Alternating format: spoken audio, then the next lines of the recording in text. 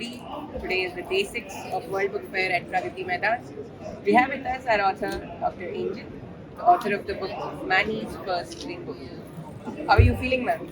I'm feeling really excited with a hint of nervousness, but I'm feeling really good. Thank you. How is it feeling to look at your books being placed at It that is here? a dream come true. Thank you so much. It is a dream. So, before I go into the book, I want to understand a little bit about who you are as a person. So, how was your childhood like? Did you read a lot of books? Were you an avid reader? Yes, I was. My interest in reading started at a very early age. It started at around, I think, when I was in class 2, when I was at the age of 8, 9. So that is when I picked up very small storybooks, and since I was a thought-provoking person and be easily provoked by something that that will stir up from me and from inside. So yeah, I started early. Um, at the age of 8. Wow. Right. But yes, eventually, when I was reading, there was a time when I was writing as a student for local newspaper also. Oh, yeah. Yeah. So yeah, reading then got converted into writing, and eventually I got into medicine, where except for medicine, I was not reading anything else. So Typical doctor. yeah. So that got buried somewhere, but there's always this spark which is always there. Correct. So when I finished my medicine, I thought of writing again. But then more studies. That's not coming to my Correct. I think as a doctor, I think you are always studying. always studying. So then I also, when I got married and got children, I had children, I realized, and even when I was in medicine, I was teaching the graduates, I realized something really important. That children are not getting to understand from the beginning the importance of everyday struggle Correct. and how to cope up with it. Struggle is not just a word out there, it is every emotion that they feel. And I also thought that the parents, or maybe anybody who's raising them, are so busy, which is fine, that very important basic baseline um, thoughts are not put into the children at an age where it will integrate in their personality. Correct. So, looking at medical students, dental students, other students, I realized this is not happening the right way. You really need to go to the roots. Eventually, when I had children, I realized what. Now I know the struggles firsthand, how they feel, and with each passing generation, the struggles are different. With each passing generation, the ability to adopt the stress is different. So I thought, let me start at an age where children are able to express themselves. Correct. So that's what inspired me to start. Before I ask the question about how important it is to inculcate certain values in your children, I see that in your autobiography you've written this one line that you've taken quite a bit of a gap from writing.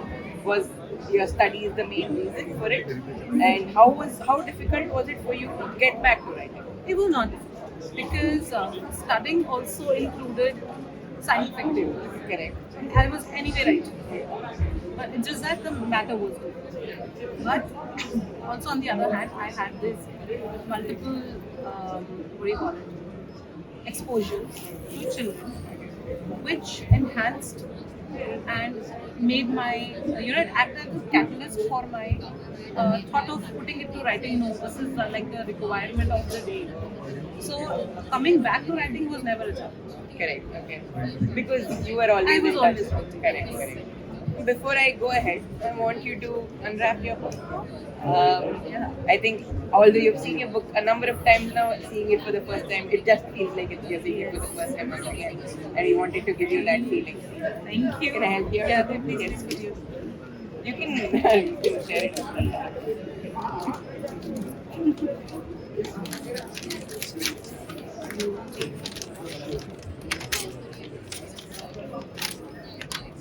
Okay, so this is the book, Annie's First Rainbow, starting at an early age of a character. Thank you. Now, I have two questions. Yeah. I like the cover, very vibrant, very colorful. I think as a child, someone who's very young, I see colors, I'm immediately drawn to it. How do you like the cover? It's excellent. You like it? I love it. Perfect. And why this title, Man's First Aid? Okay. Because there are certain terms that we as adults know about, but children are still learning, right? And it's, if you observe little children below the age of 7, I'd say, anything that is new to them, they'll describe in their own words, Correct. without knowing the appropriate term. Correct. So the inside story is basically a small little child learning about a string of colors, Correct. right? Amongst the others that amongst the other topics that I've discussed. So I thought that rainbow number one is very intriguing to children. Correct. Colorful again. Yeah, Manny becomes very personalized. So children will be drawn to Manny's first rainbow rather than a philosophical title. Right. I have had the opportunity to work with you, and I've actually read the whole book. I mean, I remember the bits where each day there's a different season, and how the child is complaining, and she's finding it difficult to adapt to each day, and how the mother is supporting her and understanding how it's important. Each season, each weather is important. Right. So, is this story actually something that you've taken from your personal life, or is this imaginative story that's come Mostly down? personal. Oh, very nice, very It's mostly interesting. personal because unless I felt it that way, I will not be able to put it on paper. That's one. And something that is really felt, it comes from children. It definitely comes from children because their struggles are very, very important to them. It might Correct. just look just another thing to us. Yeah, yeah. And the kind of energy and vibration that children have needs to be channelized in a very special way, Correct. which I feel is the main concern of this book. Correct. Where I want, and this book, I really want to press on one thing, is not only for kids to read. Absolutely. It's for a parent or a guardian or whoever to read it to the child. Not only a kid holding a book and reading it. Yeah. Because once it's almost like a dialogue between two, where we are reinforcing practicality into children's life and letting them know it is okay to have a struggle. Correct. So all these things, because I had done with my kids, it was easier for me to write it. I think it also establishes that connection, that Yes. conversation channel, which unfortunately a couple of parents or children, they don't have that communication channel, and it's very important, according to me, to establish it very early in your life. Very early. Yes. So now coming back to that, right? How important is inculcating values in your child very early? It's important. So what were you aiming from this story? What were you aiming to inculcate in a child? It's both. It's not only for a child, Child it's and also for yes, I would really want a parent to understand first that children's struggles are real, given any age. correct. If they're 3, 4, 5, they're a full human of that age. They will have emotion, they will have feelings, and it is not a right thing to not address it properly. One. So accepting and understanding your child's or any other child's emotion and expression is important, and not to shoo it away. Correct. One. This is for the parents. For children, the importance is that life is not just a bed of roses. And a little inconvenience does not mean it's the end of everything. Correct. So a little inconvenience demands a particular level of growth. It could be mental, it could be physical, anything. Correct. So there are two aspects to this. One for a parent and one for children. Very nice. I think many times that happens, what I have seen and the little I work with children's book, it's mainly targeted towards children. It's the first time that I'm hearing an author that it's not just for children, it's also for a parent to understand that the struggles are important. Like there's a phrase, no, it takes a tribe to raise a child. Correct. To raise a child. Correct. So it is not one person's job. I think it is not only a job of a parent. It's a community level job. If we actually see Correct. that, because of what is a school? It's a community. So that community begins at home. Correct. So once in the lifestyle of today, if you see, how many times have we actually, taken out time to sit down with our children It's and become talk a, to yeah. them? And sometimes talking is not something that kids want. And children of a certain age will also tell you that I want to listen to a story. How many stories can we actually make up? We can't. Correct. We can't keep making up. So, and I think whatever we're talking to them cannot be just how was your day. Yeah. There is a passive inculcation of thoughts also. So that positive talk is going to come from a parent, and parent is somebody a child depends on the most and relies on the most also. So I think when a parent reads it out, it's like a parent telling the child what to do when they're feeling in a certain way. Correct. So this is what I think my thought has come on. Correct.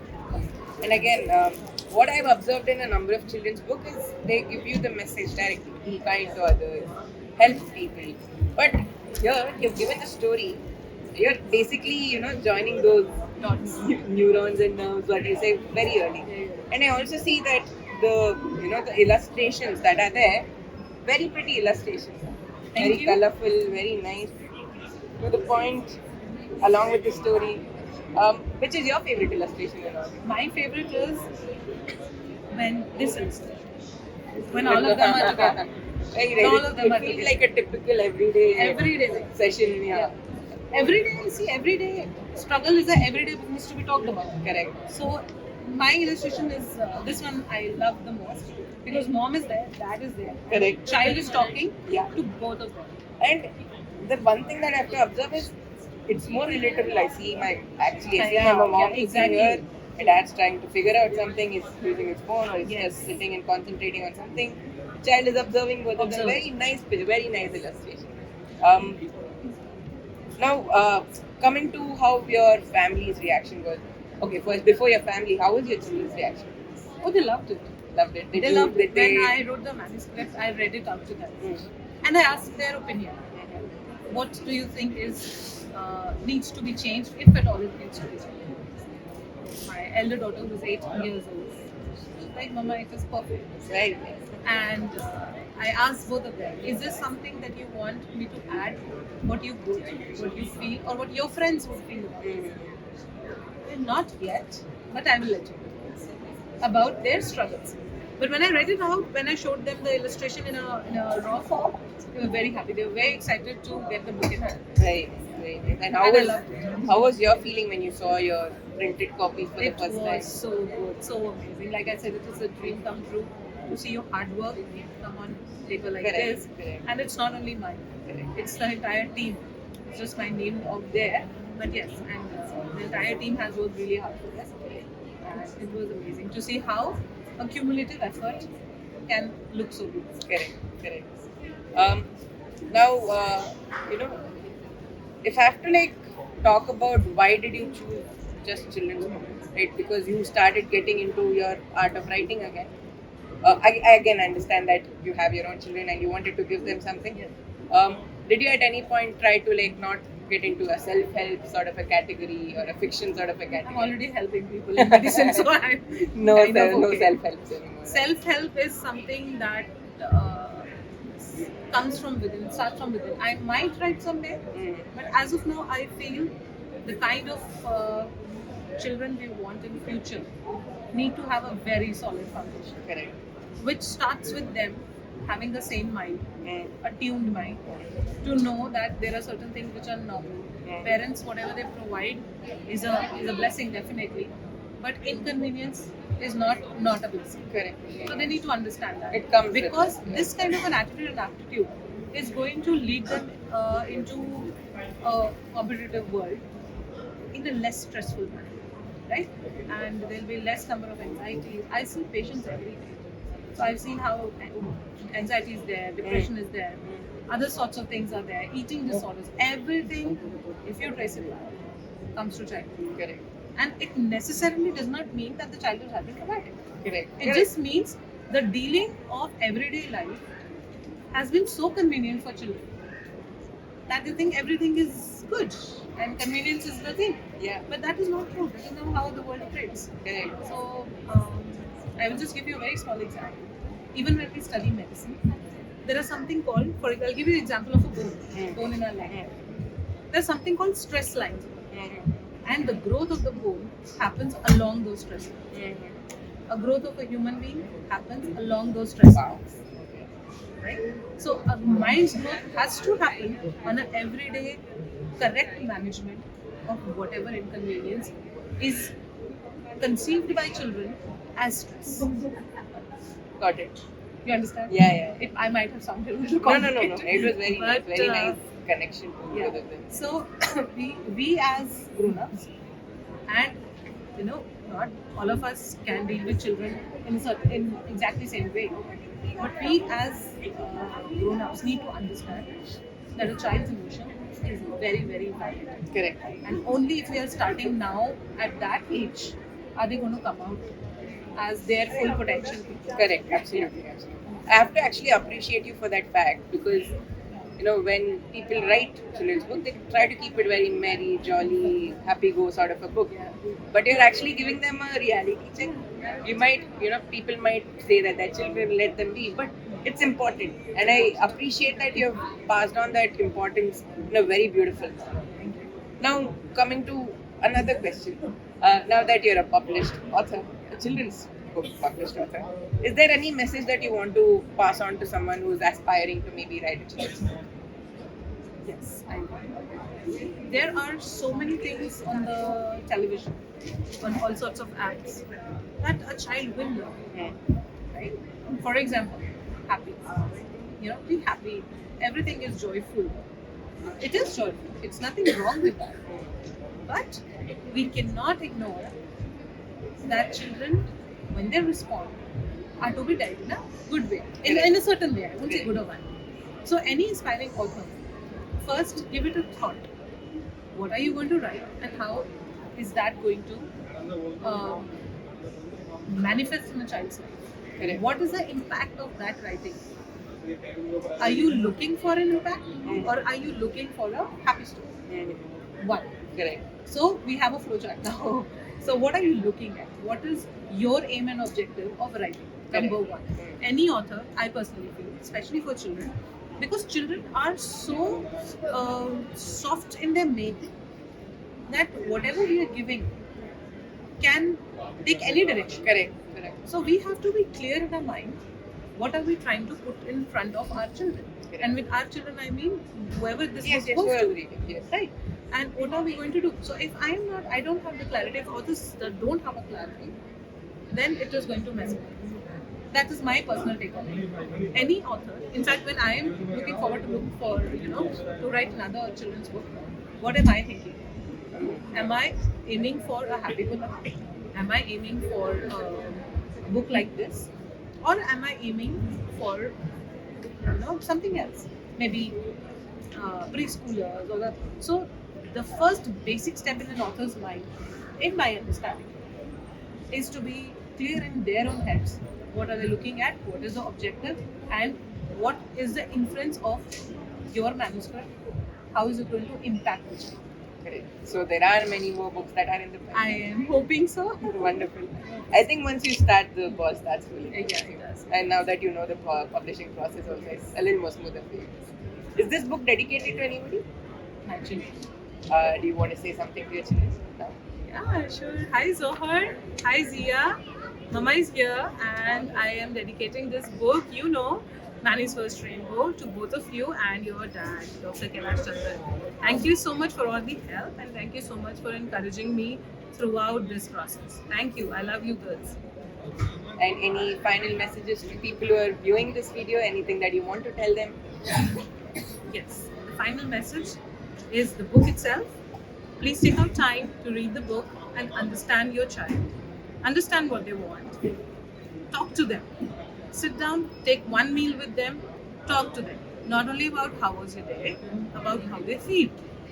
And get to know them more other than what you already know about them. Get to read their minds so that you, as a parent, can nurture them in the best way possible to make your children the best version of themselves, not of yourself, themselves.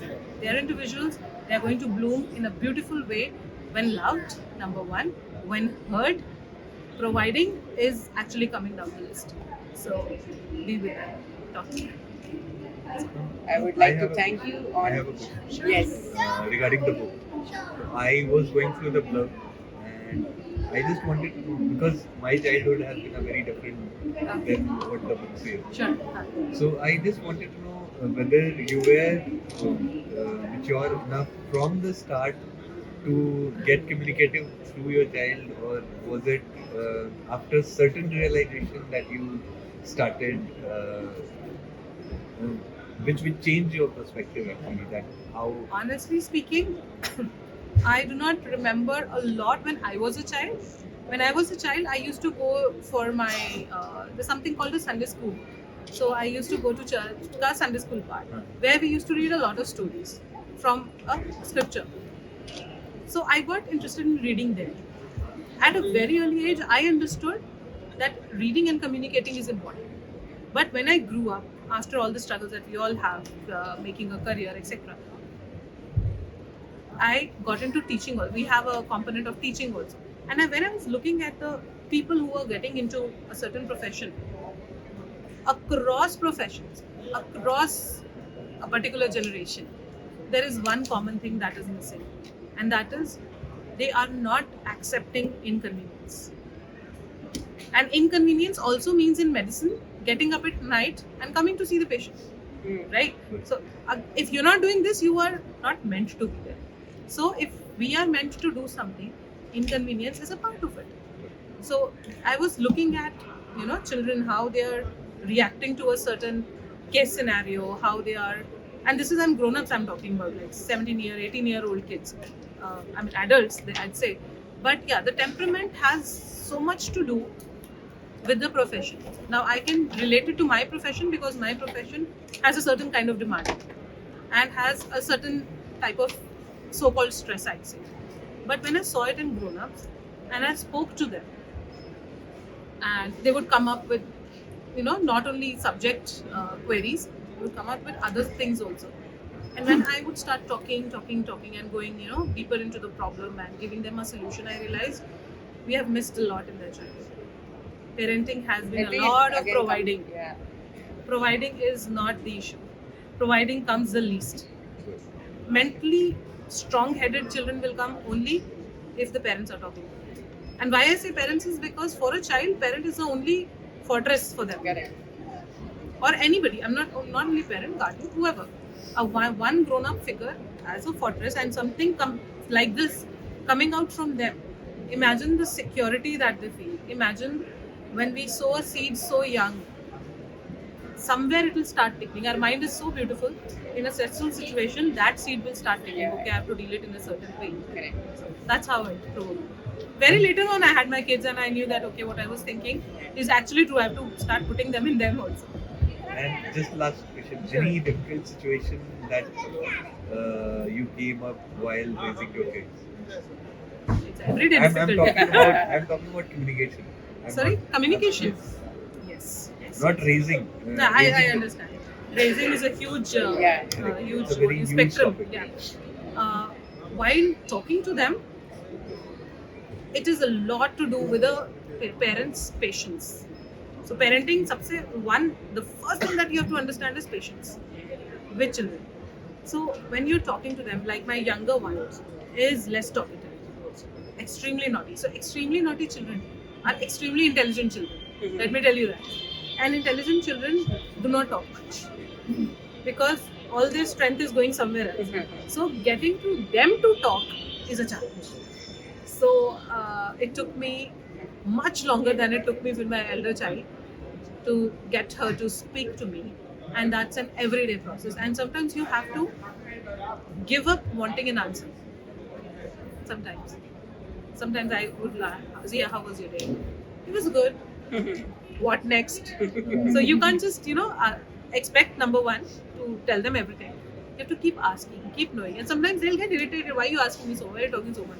So it's like everyday process, throughout the day process. Sometimes the talking doesn't happen when you want to talk like this. Sometimes talking happens through a game, through a board game, or through a role play, something like this. Thank you. Thank you. I actually got a question when you answered. So, you're a doctor, Yeah. you're a mother, Yes. you're an author. How are you finding the balance? I'm not. There is no balance. There is no balance. It's just that, like I said, a doctor, a mother, and a writer. All three roles require a clarity in their head of what they're doing and why they're doing. And definitely a strong woman like you. Yes, absolutely. and an absolute supportive house. Nice. Yes.